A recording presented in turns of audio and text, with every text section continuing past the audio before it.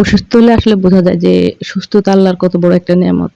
তারপরে সবকিছুর জন্য আমরা আলহামদুলিল্লাহ বলি। আল্লাহ যা করে আমাদের ভালোর জন্যই করে। হ্যালো এভরিওয়ান, কেমন আছেন সবাই? চলে আসলাম ছোট্ট একটি রেসিপি নিয়ে। তো আসলে আমিও খুব অসুস্থ। আমি একটা পোস্ট করেছিলাম। যার জন্য কিন্তু আমি খুব ইনঅ্যাক্টিভ আর নিজেও কিন্তু আসলে কিছু দিতে পারছি না। আর আপনাদের কোনো অ্যাক্টিভিটি দেখতেও পাচ্ছি না আমি। তো তার জন্য কিন্তু আসলে দুঃখিত। ইনশাআল্লাহ যদি সুস্থ হয়ে যায় তখন সবার সাথে আবার কমিউনিকেশনটা বাড়বে। আর একটা জিনিস হলো কি জানেন?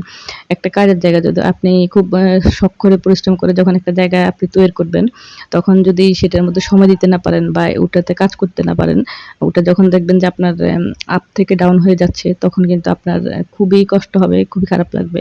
তারপর আসলে কিছু করার না। যেহেতু আসলে শারীরিক সুস্থতা কিন্তু অনেক বেশি দরকার। তো সেটা আমরা আসলে বেশি গুরুত্ব দিই আমাদের দৈনন্দিন জীবনে। কারণ আমি যদি সুস্থই না থাকতে পারি তাহলে আমি কাজটা করব কিভাবে? বা আমি যদি শারীরিকভাবে ভালোই না থাকি তাহলে অন্য সবকিছু আমি দেখব কিভাবে আরকি।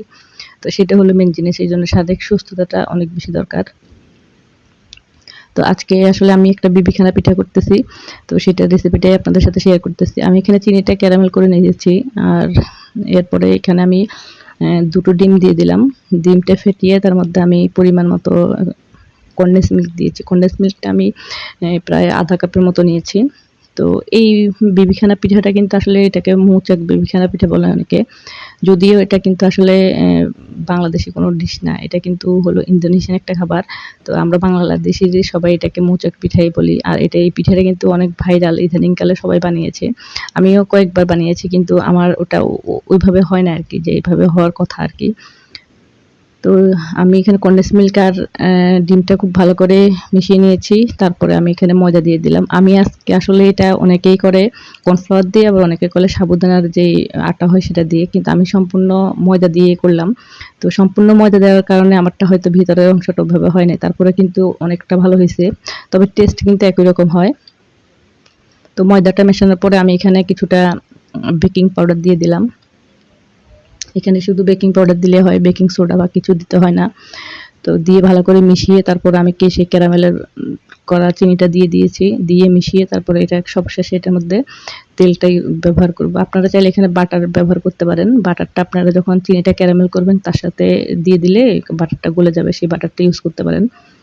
আর যাদের কাছে আসলে আছে, সাবুদানার আটা থাকে, তারা সাবুদানার আটা দিয়ে করতে পারেন। আর সাবুদানার আটাটা করাটা স্বাভাবিক। বাসায় আপনার সাবু থাকলে আপনি এটা জাস্ট একটু ভালো করে মচমচে করে একটু রোদে দিয়ে তারপর এটা ব্লেন্ডারে গুঁড়ো করে নিলে হয়ে যায়। তো আমি সাবুদানার আটা দিয়ে করেছি। তো ওটা দিয়ে আসলে হয়, সুন্দরই হয়। তো আজকে জাস্ট ময়দা দিয়ে করলাম। আমার সাবুদানা ছিল না যার জন্যই।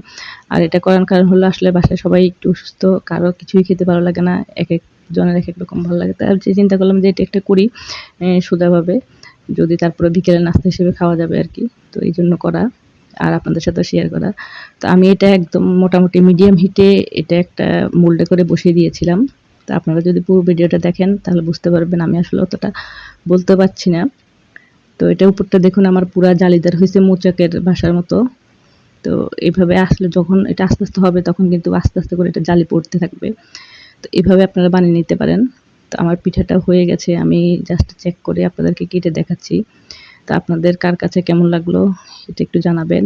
আর সবাই ভালো থাকবেন। আল্লাহর কাছে দোয়া করি আপনারা সুস্থ থাকুন, ভালো থাকুন। আর সবাই আমার জন্য একটু দোয়া করবেন ভালো থাকার জন্য। আজকে এই পর্যন্তই। আল্লাহ হাফেজ।